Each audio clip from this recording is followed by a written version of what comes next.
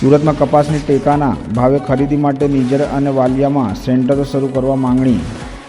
દક્ષિણ ગુજરાતમાં કમોસમી માવઠાને કારણે 1 લાખ એકર જમીનમાં કપાસના પાકને પણ ભારે નુકસાન થતાં પોષણક્ષમ ભાવ નહીં મળતા ખેડૂતોને ટેકાના ભાવ કરતાં પણ ઓછા ભાવ મળી રહ્યા હોવાથી દક્ષિણ ગુજરાતમાં નિઝર અને વાલિયામાં 2 સેન્ટરો શરૂ કરીને કપાસની ટેકાના ભાવે ખરીદવાની માંગ ખેડૂતોમાં ઉઠી છે. આમ વેપારીઓ ટેકાના ભાવ કરતાં ઓછા ભાવે ખરીદી કરી રહ્યા છે. એક બાજુ પાકને નુકસાન થયું હતું અને બીજી બાજુ વેપારી પણ ઓછો ભાવ આપતા ખેડૂતોને વધારે નુકસાન થઈ રહ્યું છે. આ કારણે દક્ષિણ ગુજરાતમાં અંદાજે 1 લાખ એકર જમીનમાં કપાસનો ભાવ થતો હોવાથી ખેડૂતોને પોષણક્ષમ ભાવ મળી રહે તે માટે નિઝર અને વાલિયામાં કોટન કોર્પોરેશન ઓફ ઇન્ડિયા દ્વારા કપાસ ખરીદીના કેન્દ્રો શરૂ કરીને ખેડૂતો પાસેથી ટેકાના ભાવે કપાસ ખરીદાય તેવી વ્યવસ્થા કરવા માંગ કરી હતી.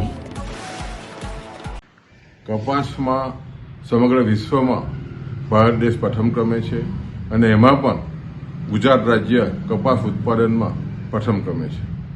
ખાસ કરીને માવઠાની અસરથી જે રીતે કપાસના ખેડૂતોની સ્થિતિ ખૂબ જ મૂંઝવણમાં આવી છે. કપાસના સતત ભાવો ગગડી રહ્યા છે, ટેકા કરતાં પણ ભાવો ગગડી રહ્યા છે અને વેપારીઓ સરેઆમ ખેડૂતોનું અહિત કરી રહ્યા છે.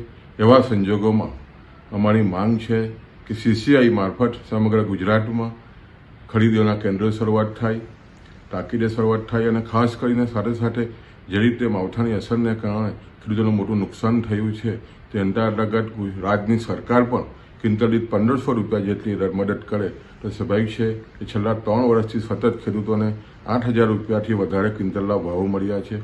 અત્યારે સતત ટેકા કરતામાં ભાવો ગગડી રહ્યા છે.